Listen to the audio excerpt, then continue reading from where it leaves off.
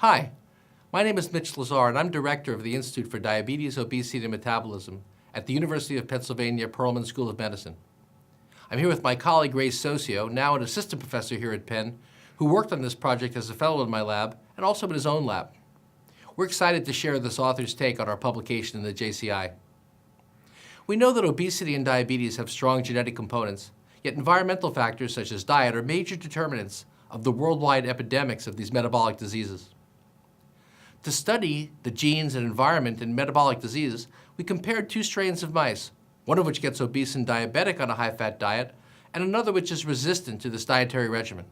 We also treated these mice with an insulin-sensitizing drug from the TZD class, which target the nuclear receptor PPAR gamma. Our focus was on the epigenome, the so-called dark matter of the genome that is non-protein coding, but includes gene regulatory elements. We used next-generation sequencing methods to identify genome-wide changes caused by the high-fat diet and made some interesting discoveries that Ray will tell you about now. Thanks, Mitch. We made three main discoveries, and I'll take you quickly through the first two and focus on the third and most interesting one. There are two types of white adipose tissue, with subcutaneous fat under the skin and visceral fat in the peritoneum around abdominal organs. Visceral fat correlates strongly with metabolic diseases, and visceral fat from obese mice shows major changes in gene expression. Our study confirmed this, and very importantly, we extended these findings to show that the epigenome changes as well. We showed diet-induced changes in histone modifications genome-wide, as well as changes in the occupancy of that essential adipose transcription factor, PPAR gamma. These changes in the epigenome of visceral fat on high-fat diet were our first discovery. Next, we treated the obese mice with the TZD drug rosiglitazone, which targets PPAR gamma in fat to treat diabetes. While the TZD-treated mice were indeed more insulin sensitive, we were surprised to see that the drug had very little effect on gene expression or the epigenome in visceral fat. This led us to look at the subcutaneous fat, and our second discovery was that this depot is much more responsive to drug. Our results support a clinically relevant paradigm that the bad metabolic effects of obesity occur in visceral fat, while the good effects of TZD drug occur in sub-Q fat. In particular, TZD drug-induced changes we found in the sub-Q fat reflected the phenomenon of browning, in which white fat takes on characteristics of brown fat. White fat stores energy, while brown fat does the opposite and dissipates energy via heat generation by uncoupling protein 1, or UCP1. Our third and most interesting discovery involves UCP1. As Mitch mentioned, a key element of our study was modeling genetic variation by using two different inbred mouse strains. The studies I described so far used the obesity-prone C57 Black 6, or B6 mice, but we also looked at obesity-resistant 129 mice.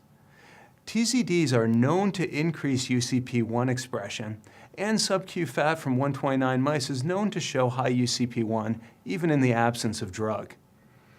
Our studies showed that TZD treatment of the B6 mice makes them resemble the 129 mice in their UCP1 expression. But the real surprise came when we looked in F1 mice, which are offspring of B6 and 129 parents and obligate heterozygotes throughout the genome. In these F1 mice, we needed to distinguish the B6 and the 129 versions of the UCP1 gene. So we relied on natural genetic variation called single nucleotide polymorphisms, or SNPs. These DNA bases differ between B6 and 129 mice, and both alleles are present in the F1s, thus allowing us to assay for imbalance. Strikingly, we found in F1 mice that the B6 copy of the UCP1 gene has lower expression and less PPAR gamma binding than the 129 copy.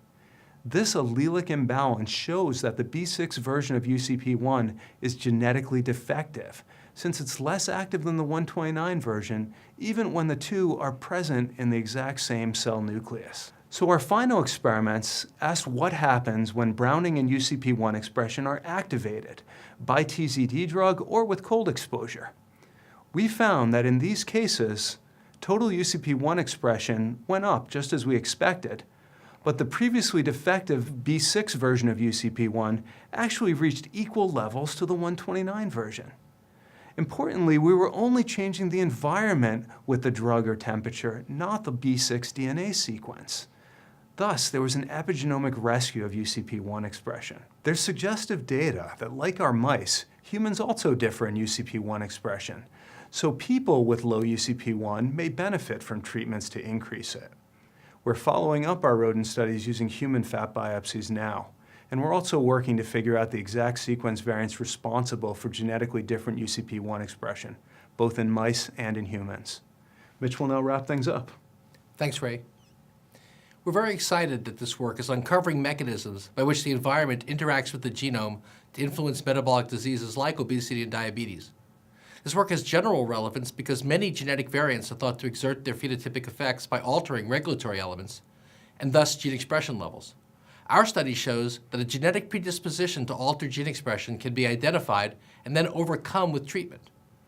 This is the dream of precision medicine, and hopefully our study is a step in this direction. We'd like to thank all of our co-authors as well as our funding sources, the National Institute of Diabetes, Digestive and Kidney Diseases of the NIH, and the JPB Foundation. And thank you for listening to our author's take. Thank you.